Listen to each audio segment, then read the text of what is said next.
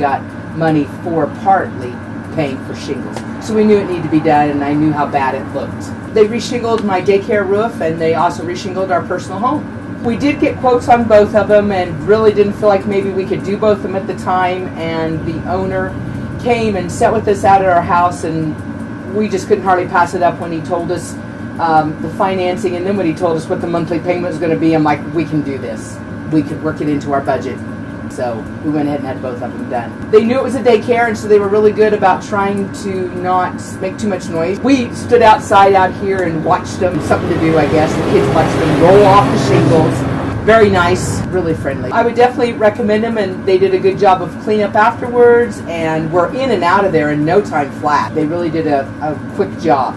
Oh, the look is great, but the feel at home on the foam roof has been really nice. They started hailing 15 minutes after they pulled out of the yard, and we didn't hear a thing, so it was good.